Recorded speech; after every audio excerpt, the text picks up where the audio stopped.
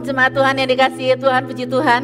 Pada pagi hari ini kita boleh berjumpa kembali untuk kembali belajar firman Tuhan. Shalom juga buat jemaat Tuhan yang ada beribadah di rumah. Sehat-sehat ya, sehingga bisa kita beribadah bersama-sama di tempat ini. Mari kita berdoa. Bapa di surga, kami bersyukur Tuhan. Pada pagi hari ini kembali kami boleh dikumpulkan, beribadah dalam keadaan baik, menyenangkan dengan segala fasilitas yang terbaik yang Tuhan berikan buat kami. Terima kasih kami sudah memuji, menyembah Engkau. Kiranya Kau berkenan akan setiap pujian renungan hati kami. Tuhan, saatnya tiba untuk kami mendengar firman-Mu. Berfirman lewat kami semua, kami siap untuk mendengar. Urapi hamba-Mu, urapi setiap kami Tuhan. Agar firman Tuhan sungguh boleh tertanam dalam hati kami, berbuah sebagaimana yang Tuhan kehendaki. Terima kasih Bapa, berfirman lewat kami semua, kami siap untuk mendengar. Dalam nama Tuhan Yesus Kristus kami peralaskan doa kami. Amin. Puji Tuhan. Pada pagi hari ini kita mau belajar kebenaran firman Tuhan yang saya beri judul Finding the Lost Coin atau menemukan koin yang hilang. Ayat mas kita terdapat di dalam Lukas pasal 15 ayat 8. Lukas 15 ayat 8. Berdiri sebentar yuk, kita baca sama-sama ya firman Tuhan ya. Kita berdiri bersama-sama, kita baca firman Tuhan bersama-sama. 2, 3. Atau perempuan manakah yang mempunyai 10 dirham dan jika ia kehilangan satu di antaranya, tidak menyalakan pelita dan menyapu rumah serta mencarinya dengan cermat sampai menemukannya? Amin. Berbahagialah setiap orang yang mendengar dan melakukan firman Tuhan dalam hidupnya sehari-hari. Silakan duduk.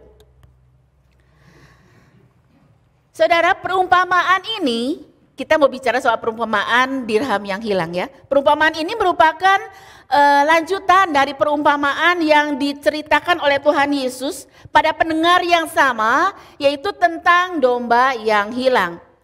Dirham adalah satu-satuan uang pada zaman perjanjian baru. Jadi dalam perumpamaan dalam Lukas pasal 15 ini dalam 3 ayat ya 8, 9, 10 itu 10 dirham merujuk pada mata uang yang semula merupakan mata uang Yunani, kemudian setara kira-kira dengan mata uang Romawi ya. 2 dirham itu cukup untuk membiayai orang yang sakit, kemudian dibawa ke penginapan oleh orang Samaria yang baik hati. Ingat saudara? Seorang dirampok di jalan, kemudian dia menderita, luka-luka, dibawa oleh orang Samaria yang baik hati ke dalam penginapan dan dikatakan oleh dia, aku tinggalkan 2 dirham dan nanti kalau kau belanjakan lebih, aku akan menggantinya ketika aku kembali. Ya, jadi itu kurang lebih yang diberikan oleh orang Samaria yang baik hati kepada pengurus penginapan. Ya, koin 1 dirham itu adalah 1 koin, saudara. Itu adalah upah kerja 1 hari di zamannya Yesus hidup.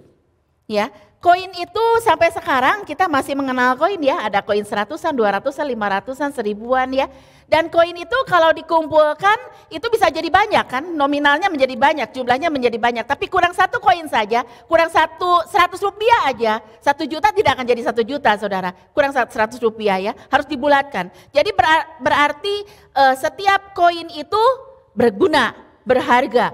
Kita mau belajar tentang finding the lost coin atau menemukan koin yang hilang ini. Yang pertama adalah koin atau dirham itu sangat berharga.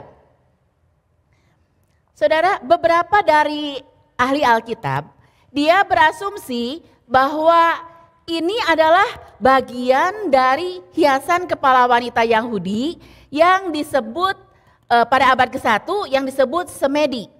Nah ini saudara, jadi koin itu merupakan bagian dari ikat kepala wanita Yahudi pada abad pertama.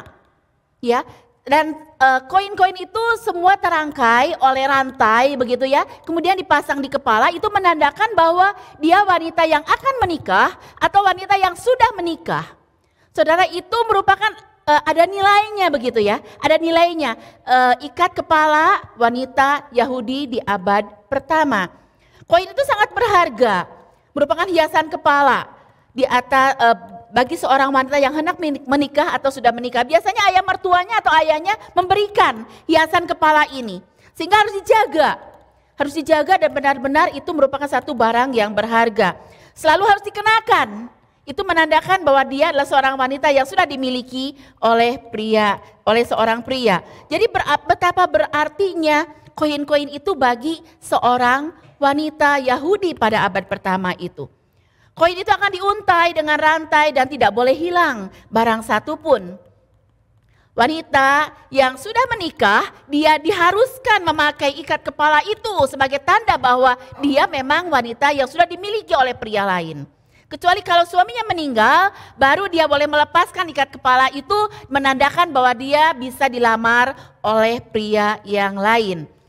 Saudara, biasanya wanita pada waktu itu ketika dia menikah, dia akan menerima banyak koin-koin begitu ya, di dalam. Dan dia akan mengumpulkan koin-koin itu, akan menghadiahkannya kepada anak-anaknya pada waktu anak-anaknya hendak menikah. Jadi kehilangan 1 dirham saja, 1 koin aja itu betapa berartinya buat wanita Yahudi pada saat itu. Fungsinya yaitu untuk menyatakan statusnya bahwa dia adalah seorang wanita, seperti cincin kawin begitu ya, cincin tunangan gitu ya, akan terus dikenakan oleh seorang wanita yang sudah bertunangan atau sudah menikah. Jika ada 1 koin yang hilang, maka wanita itu sebetulnya bisa dihukum karena dianggap bahwa dia sudah berzina. Seperti itu. Jadi itu begitu sangat penting bagi seorang wanita Yahudi. Dan itu menyatakan kemerdekaannya. Tadi saya sudah katakan, jikalau dia sudah suaminya meninggal, dia boleh menikah lagi dengan pria lain dan dia boleh melepaskan ikat kepalanya itu. Koin-koin ini ada di atas kepalanya yang merupakan kemuliaan, kehormatan, punya nilai di dalam diri seorang wanita Yahudi abad pertama itu. Koin itu sangat berharga, namun jika salah satu dari koin itu hilang, maka keseluruhan koin itu jadi tidak ada artinya. Semua menilai, wah ini wanita ini pernah berzina atau begini atau apa yang terjadi begitu ya. Jadi ada nilai-nilai yang negatif. Jikalau ada 1 koin yang hilang dari untaian ikat kepala wanita Yahudi pada abad pertama itu. Koin itu tidak hanya menjadi hiasan kepala, tapi menunjukkan makna daripada kehidupan seorang wanita Yahudi pada abad pertama. Yesus memberikan perumpamaan ini, sungguh jika saya merenungkan, sungguh dalam artinya. Dia hendak menunjukkan betapa berharganya pendosa, seorang yang berdosa itu berharga sekali bagaikan dirham yang hilang.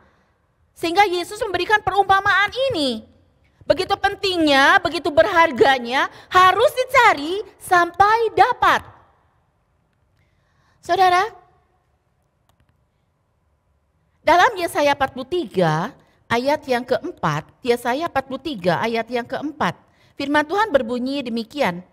Oleh karena engkau berharga di mataku dan mulia, dan aku ini mengasihi engkau, maka aku memberikan manusia sebagai gantimu dan bangsa-bangsa sebagai ganti nyawamu. Ini Yesus katakan pada umat Israel, juga Allah katakan pada bangsa Israel, dan Yesus katakan buat saudara dan saya, betapa kita semua berharga di mata Tuhan. Priceless, sangat berharga. Dan Tuhan begitu mengasihi kita, begitu menciptakan kita. Dalam 43 ayat 7 saudara, 43 ayat 7 dikatakan semua orang, slide selanjutnya oke. Semua orang yang disebutkan dengan namaku, yang kuciptakan untuk kemuliaanku, yang kubentuk dan juga kujadikan. Dalam terjemahan lain dikatakan bahwa orang yang disebutkan dengan namaku itu adalah orang yang dia mengklaim, dia memegang bahwa Allah itu sebagai Tuhannya, Bapa itu sebagai Tuhannya. Saudara dan saya sudah diselamatkan. Kita sudah punya Yesus Kristus sebagai juru selamat kita. Saudara dan saya disebutkan dengan nama Tuhan. Saudara dan saya memegang Allah sebagai Tuhan dan juru selamat kita. Dan dikatakan semua orang yang disebutkan dengan namaku yang kuciptakan untuk kemuliaanku. Saudara dan saya diciptakan untuk kemuliaan Tuhan. Bukan biasa-biasa saja ada di dunia ini yang namanya Yulia. Iseng-iseng Tuhan jadikan gitu yang namanya Yulia seperti ini adanya. Tidak, saudara. Saya yakin, teramat yakin bahwa Tuhan sangat mengasihi saya dan Tuhan menciptakan saya untuk kemuliaannya. Demikian juga dengan saudara. Allah menciptakan saudara yang unik, yang cuma satu-satunya. Kembar aja ada bedanya kan saudara. Unik satu-satunya dalam dunia ini dan saudara berharga di mata Tuhan. Dijadikan secara khusus. Kalau di dunia ini ada yang namanya limited edition, yaitu produk-produk yang cuman terbatas, tertentu saja terbatas, barangkali cuma satu. Oh, orang-orang yang berduit berlomba-lomba cari barang-barang yang demikian. Saudara dan saya itu diciptakan untuk kemuliaan Tuhan. Dikatakan dibentuk dan dijadikan. Luar biasa saudara. Sebagaimana koin yang sangat berharga bagi wanita itu yang memilikinya, orang berdosa pun sangat berharga di mata Tuhan. Kita seringkali membeda-bedakan orang dalam dunia ini saudara. Apalagi di dunia ini kalau orang residivis gitu ya, keluar dari penjara gitu ya, itu nilainya udah turun saudara. Di mata masyarakat. Saudara, tetapi di mata Tuhan semua yang dijadikan, dibentuk oleh Tuhan untuk kemuliaan Tuhan adalah orang-orang yang disebutkan dalam nama Tuhan. Yaitu saudara dan saya. Kita yang memegang Allah sebagai pencipta kita, Allah sebagai Tuhan kita. Yang kita kenal dalam Yesus Kristus. Maka saudara dan saya adalah orang-orang yang diciptakan untuk kemuliaan nama Tuhan. Dunia boleh membeda-bedakan siapa yang pandai, siapa yang bodoh, siapa yang tampan, siapa yang tidak, siapa yang cantik, siapa yang tidak, siapa yang berpendidikan, siapa yang tidak, siapa yang kaya, siapa yang miskin. Dunia membeda-bedakan semua saudara. Sadar maupun tidak sadar, kadang-kadang kita ikut juga seperti itu. Setiap orang yang disebut dengan nama Yesus Kristus, dia diciptakan untuk kemuliaan Allah. Kehidupan yang dijalani bagi kemuliaan Allah adalah kehidupan yang paling indah di dunia ini saudara.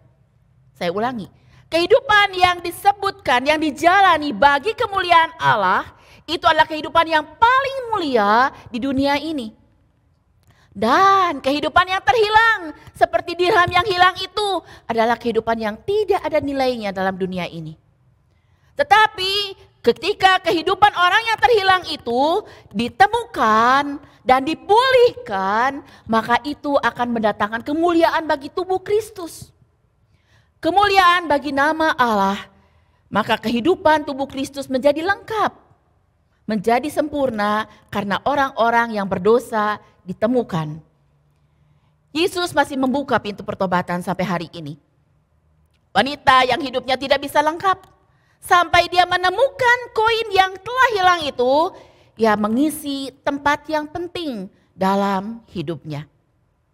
Saudara, finding the lost coin, menemukan koin yang hilang. Koin atau dirham itu sangat berharga. Tolong slide-nya. Kita sangat berharga di mata Allah. Kita mau belajar yang kedua, yaitu wanita itu mencari dengan cermat. Di Timur Tengah pada waktu Yesus hidup, orang-orang miskin pada waktu itu cuma punya satu ruangan untuk yang dinamakan rumah mereka. Dulu tidak ada lampu ya saudara ya. Lantai juga tidak ada keramik, granit, marmer gitu, gak ada saudara. Yang ada adalah tanah. Jadi betapa berdebu, betapa kotornya, mereka jarang nyapu juga, seperti itu kira-kira kehidupannya. Saudara, lantai kamar itu kotor, berdebu. Biasanya disapu oleh pemiliknya. Dirham yang hilang itu kemungkinan dia ada di lantai itu yang berdebu, yang kotor. Saudara, orang-orang yang terhilang itu penuh dengan debu-debu dosa. Di tempat-tempat yang kotor, di tempat-tempat yang gelap. Biasanya tidak ada jendela rumah pada zaman dahulu. Seperti itu rumah orang-orang miskin pada waktu itu adalah tidak berjendela, kamarnya cuma satu saja. Jadi betapa gelap dan pengapnya ruangan itu. Saudara, dalam perumpamaan Yesus ini, Yesus menceritakan dirham yang hilang itu adanya di rumah. Bukan di luar rumah saudara, di dalam rumah. Dirham yang hilang itu di dalam rumah. Saudara, barangkali masih ada orang yang terhilang di dalam rumah kita. Pasangan saudara, anak, mantu, cucu, adik, kakak, saudara. family. Barangkali mereka terhilang. Atau dalam rumah Tuhan. Kok aneh ya? Dalam rumah Tuhan bisa ada yang terhilang ya? Nanti kita pelajari saudara, dalam rumah Tuhan juga ternyata masih ada. Masih bisa ditemukan orang-orang yang terhilang. Saudara, orang yang terhilang perlu dicari dengan saksama, sama seperti wanita tadi. Dia mencari dengan saksama, menyalakan pelita, menyapu, barangkali menyingkir-nyingkirkan barang. Dia cari sampai ketemu dirham itu. Saudara, adakah kerinduan itu dalam hati kita untuk mencari orang-orang yang terhilang sedemikian rupa sampai begitu semangatnya, begitu seksamanya kita mau mencari orang-orang yang terhilang. Wanita itu tidak pernah berhenti sampai ditemukan dirham yang hilang itu. Dalam Lukas pasal 15 ayat 8 tadi dikatakan, wanita itu mencari dengan cermat. Bahasa aslinya dikatakan epimelos, yaitu memburu dengan berhati-hati dan penuh perhatian dengan saksama. Karena kondisi rumah yang gelap dan berdebu, dia butuh pelita, dia butuh sapu, dia menyingkirkan barang-barang, dia cari sampai ketemu dirham itu. Kita jangan pernah lelah untuk melakukan hal yang sama, menemukan jiwa-jiwa yang terhilang. Gereja seharusnya serius mencari jiwa-jiwa yang terhilang, karena jiwa manusia sangat berharga di mata Tuhan, sangat mahal harganya. Yesus melihat satu jiwa itu sangat berharga. Di dalam rumah barangkali, di dalam rumah kita ada yang terhilang. Di dalam gereja Tuhan barangkali masih ada yang terhilang. Jangan cuma dijadikan gibah, jangan cuma dijadikan gosip saudara. Orang-orang yang masih jatuh bangun dalam dosa, tapi mari kita akan doakan dan kita akan temukan, kita akan bawa dia kepada Allah. Saudara, gembala meninggalkan 99 ekor di kandang mencari domba satu ekor domba yang hilang, cuma 1% berarti saudara. Dan dirham ini, wanita itu punya 10 dirham, satu yang hilang dia cari, 10% berarti, 1/10. Anak bungsu yang hilang kembali kepada bapaknya, hilang dia 50% karena anaknya 2 kan, anak yang sulung, anak yang bungsu ya saudara. Tapi kenyataannya kan dua-duanya terhilang sebetulnya ya. Jadi di sini menunjukkan, Yesus mau menunjukkan bahwa tidak ada batasan jumlah. Buat orang yang terhilang harus dicari dan ditemukan. Karena Allah begitu menghargai, begitu mengasihi dan itu berharga di mata Tuhan. Koin yang hilang adalah gambaran dari orang-orang yang hilang yang berada dalam kegelapan. Mungkin itu adalah orang-orang yang intelektual, orang-orang yang pandai, orang-orang yang bermartabat saudara. Mungkin mereka tidak mengenal kebenaran. Mereka lupa kepada kebenaran. Atau mereka cuma setengah-setengah menjalani hidup dengan berpegang pada kebenaran firman Allah. Buta secara rohani karena telah dibutakan oleh ilah-ilah dunia ini. Mereka masih dikuasai oleh 3K. Apa itu 3K saudara? Coba kita baca. Dalam 1 Yohanes 2 ayat 15 sampai 17. Demikian firman Tuhan, janganlah kamu mengasihi dunia dan apa yang ada di dalamnya. Jikalau orang mengasihi dunia, maka kasih akan Bapa tidak ada dalam orang itu. Jadi pilih salah satu saudara. Kalau mengasihi dunia berarti tidak ada kasih kepada Bapa. Sebab semua yang ada di dalam dunia yaitu keinginan daging dan keinginan mata dan keangkuhan hidup, 3K. Keinginan daging, keinginan mata, keangkuhan hidup. Bukanlah berasal dari Bapa, melainkan dari dunia. Dan dunia ini sedang lenyap dengan keinginannya. Tetapi orang yang melakukan kehendak Allah tetap hidup untuk selama-lamanya. Keinginan daging jelas dalam Galatia 5 ayat 19 sampai 21. Nanti saudara baca di rumah ya. Galatia 5 ayat 19 sampai 21. Di sana contoh-contoh dari keinginan daging. Daud, Simson, anak Imam Eli jatuh ke dalam dosa keinginan daging. Keinginan mata. Mata punya koneksi yang kuat dengan hati kita, dengan jiwa yang ada pikiran, perasaan, dan kehendak. Daud melihat Batsyeba, kemudian jatuh dalam dosa. Keangkuhan hidup, banyak orang sekarang menunjukkan gaya hidup yang hedonisme, yaitu orang yang ingin tampil berbeda dengan yang lain dan menunjukkan bahwa dia paling kaya, bahwa dia paling gitu ya daripada yang lainnya.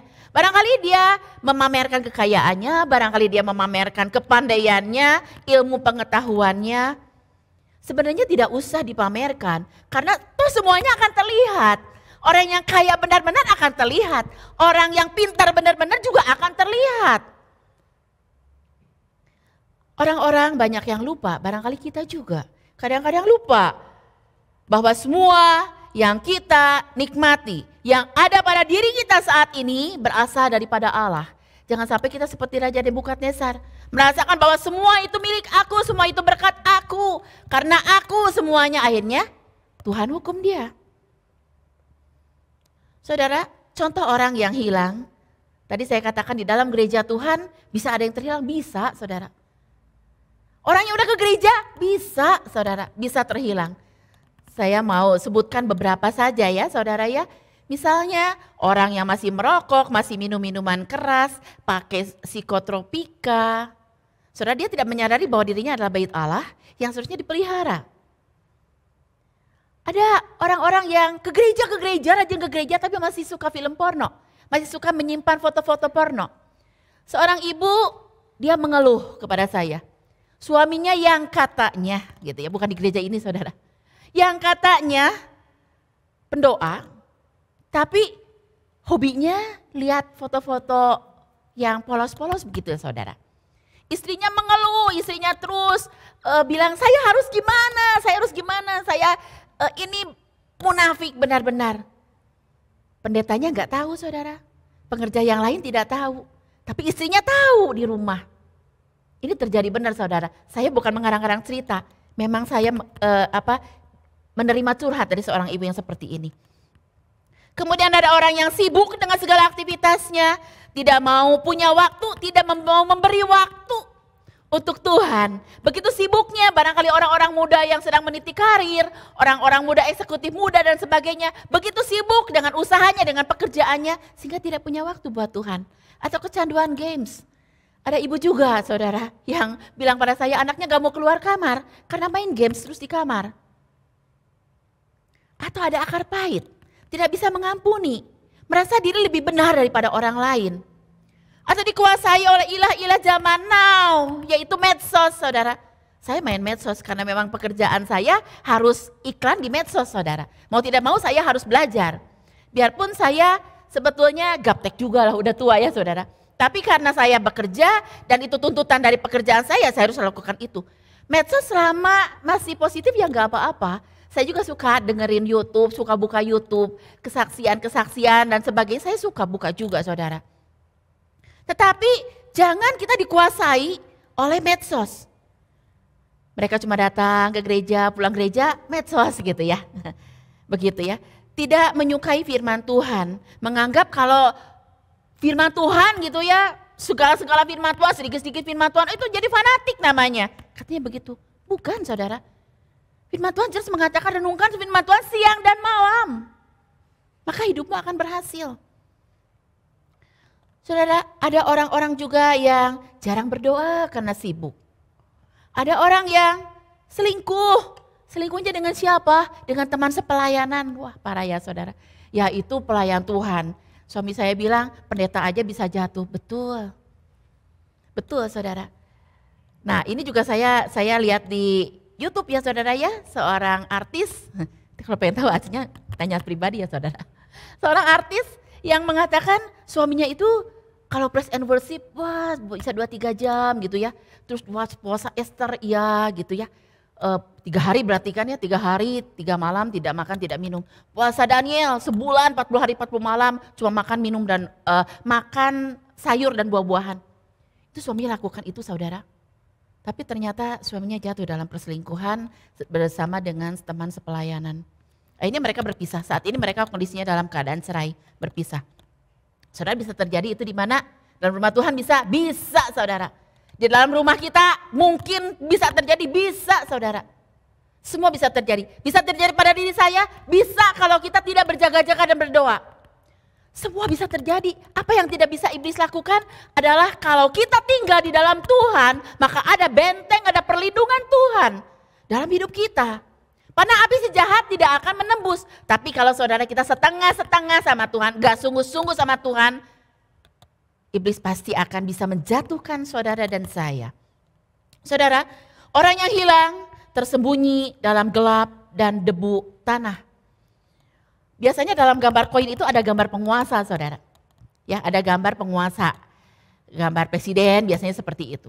Nah, orang yang bagaikan dirham yang hilang, dirham yang hilang itu penuh dengan debu. Gambar penguasanya tertutup. Saudara, banyak orang yang rusak gambar dirinya karena dia bermain-main dengan dosa. Dia tidak tahu bahwa dia adalah ciptaan Allah untuk kemuliaan Allah. Dan Allah menjadikan untuk kemuliaannya, Allah menciptakan, Allah mengasihi. Dia gak sadar, rusak gambar dirinya, saudara. Hal itu adalah pekerjaan iblis tentunya.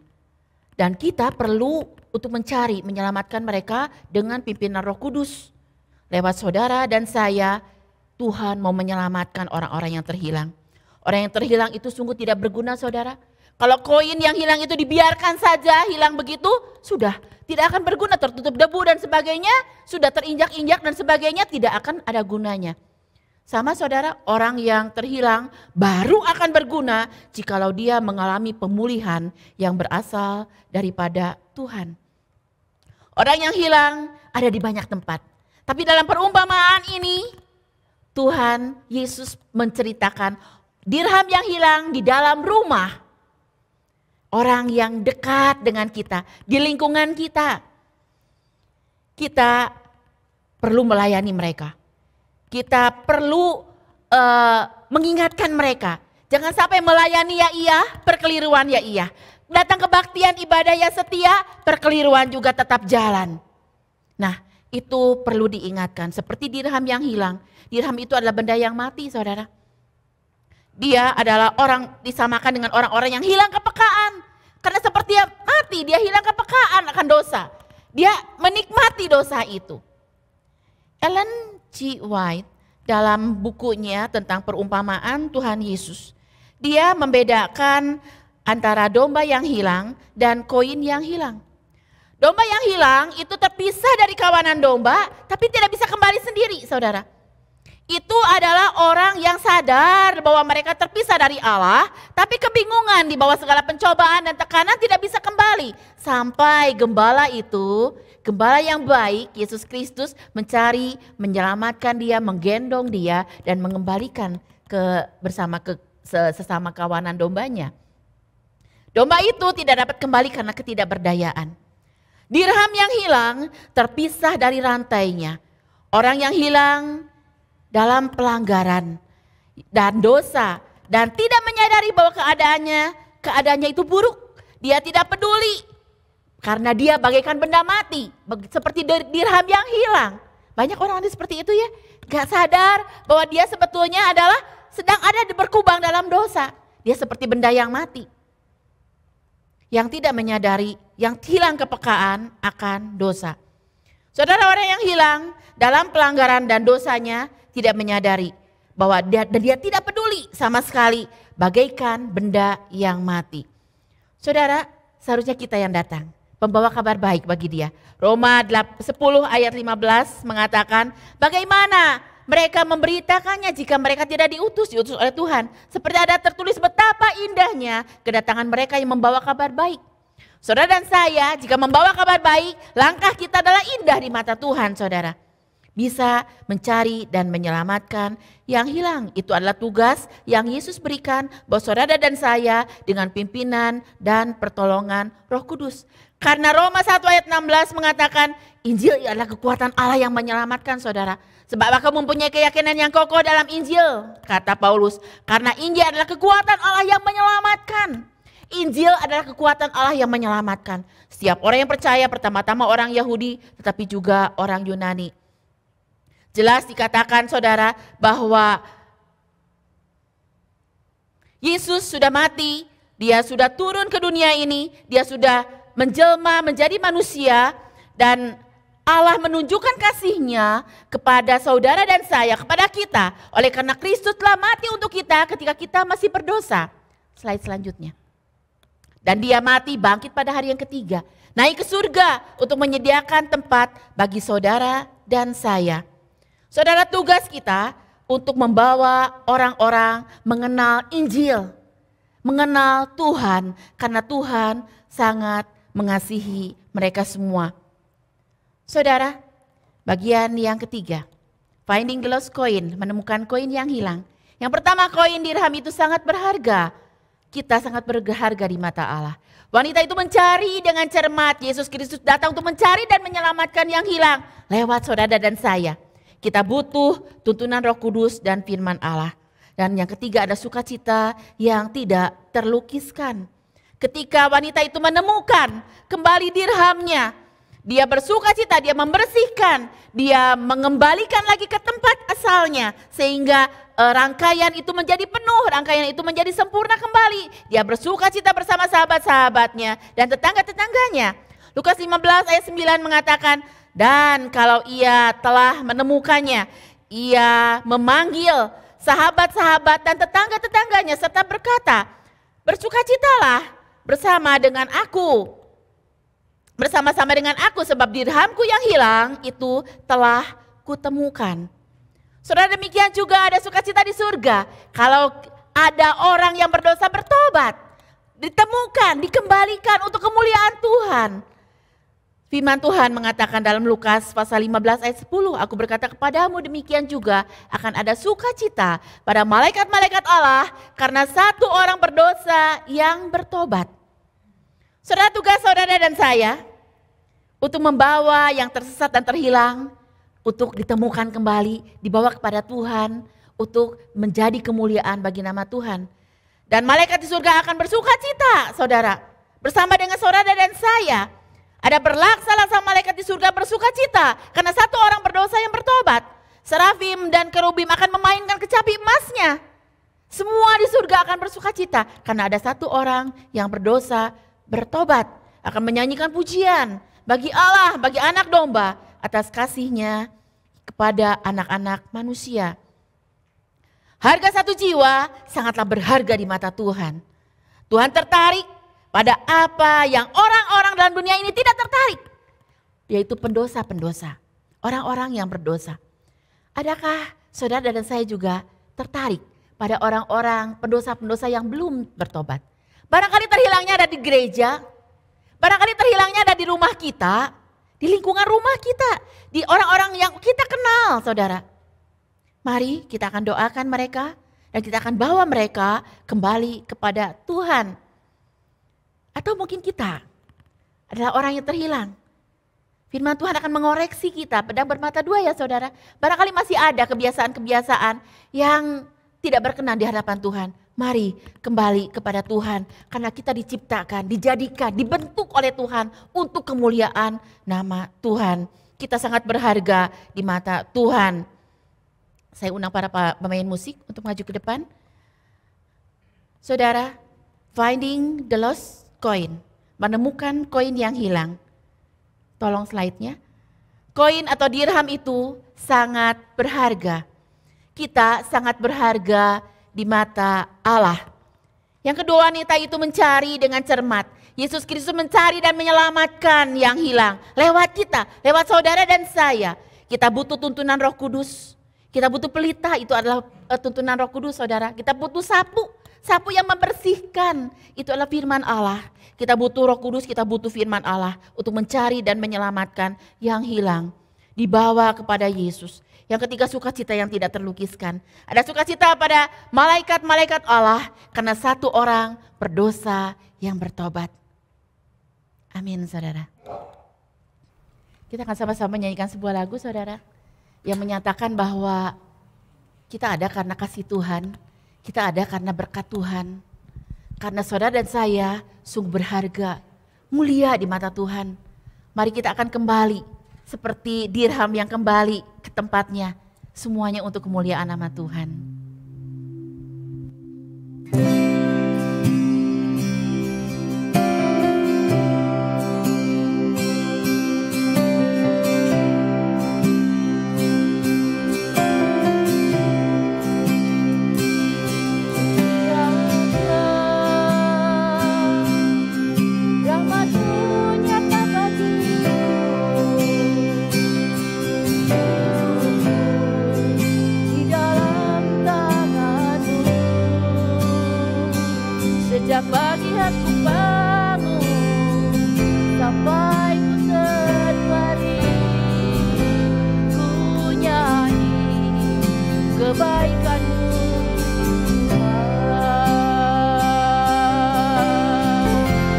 Sepanjang hidupku kau setia.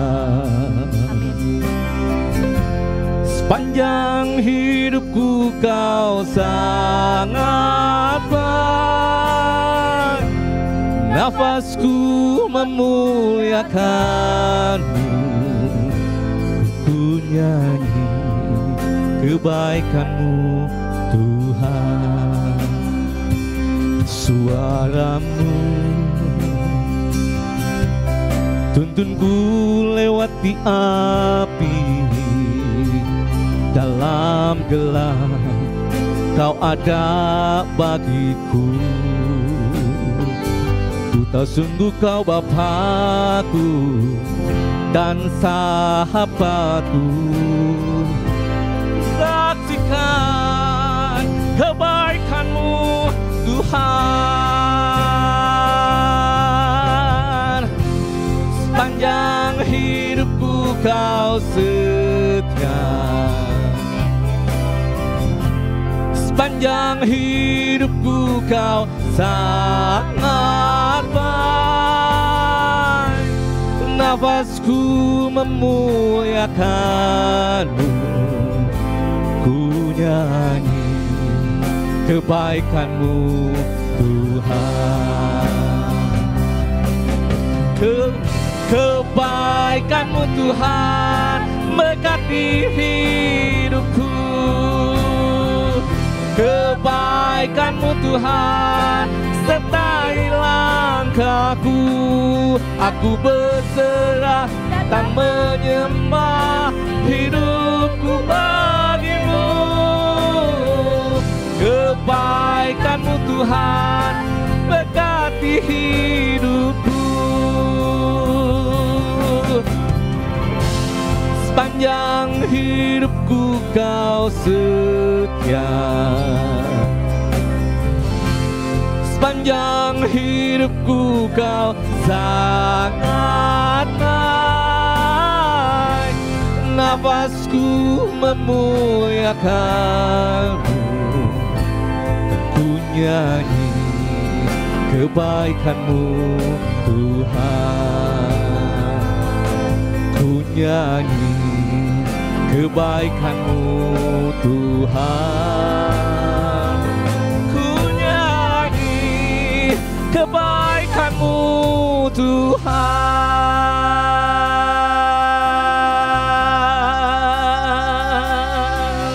Amin. Terpujilah nama Tuhan. Saya serahkan pada Bapak Gembala.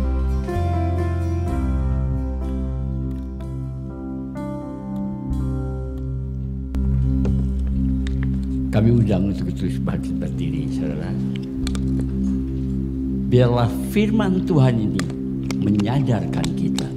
Seringkali kita terlalu sibuk dengan bisnis kita di luar, terlalu sibuk dengan mencari uang di luar, sampai kita lupa kita kehilangan dirham yang di rumah, saudara. Begitu kita sadar hilang, kita harus cari terus sampai dirham itu kita dapatkan kembali. Biarlah hal ini menyadarkan kami, saudara, menyadarkan kami. Awasi, saudara, kasihi semua yang ada di rumah kita sendiri. Entah anak kita, entah pasangan kita, entah menantu kita, atau siapapun yang ada di rumah. Karena kalau terhilang, kita harus cari mereka sampai ketemu dan kembali. Bagi saya, perumpamaan dirham itu menunjukkan tentang semua yang ada di rumah kita, artinya semua keluarga kita. Perhatikan mereka, hati-hati jangan sampai mereka terhilang. Oke, mari kita berdoa. Bapa kami yang ada di surga, biarlah firman Tuhan ini menyadarkan kami. Kami pun harus seperti wanita itu, mencari terus sampai dirham itu diketemukan. Kami tidak tahu, saudara, dirham apa yang ada pada kami di dalam rumah tangga kami. Karena dirham hilangnya di dalam rumah, Oleh karena itu kita pun harus mencarinya sampai ketemu kembali ya Tuhan. Jangan kami terlalu sibuk dengan mencari uang, jangan terlalu sibuk dengan bisnis kami, sehingga yang kami perhatikan semua yang di luar rumah. Tapi biarlah firman Tuhan kembali menyadarkan kami harus memperhatikan apa yang kami miliki yang berharga yang ada di rumah kami. Terima kasih Tuhan, terima kasih. Biarlah Tuhan urapi, Tuhan berkati saudara Yulia, sehingga di masa-masa yang akan datang menjadi berkat di dalam khotbahnya, di dalam pembawaan firman Tuhan. Biarlah Tuhan berkati Yulia, sehingga benar-benar dia menjadi orang yang sesuai dengan kehendak-Mu ya Tuhan, menjadi berkat bagi sesama, terutama menjadi berkat bagi keluarganya, rumah tangganya ya Tuhan yang ada di dalam rumah. Terima kasih Tuhan, terima kasih. Kami akhiri ya Tuhan ibadah kami ini dengan penuh rasa syukur hanya dalam satu nama, Yesus Kristus, Juru Selamat dan Penebus kami yang hidup. Dan sekarang saudara, marilah kita terima berkat Tuhan. Kiranya berkat dari Allah Bapa, kasih karunia, damai sejahtera dan sukacita daripada Tuhan Yesus dan persekutuannya Roh Kudus menyertai saudara-saudara dari pagi hari ini sampai Maranatha, kedatangan Tuhan Yesus yang kedua kali. Amin.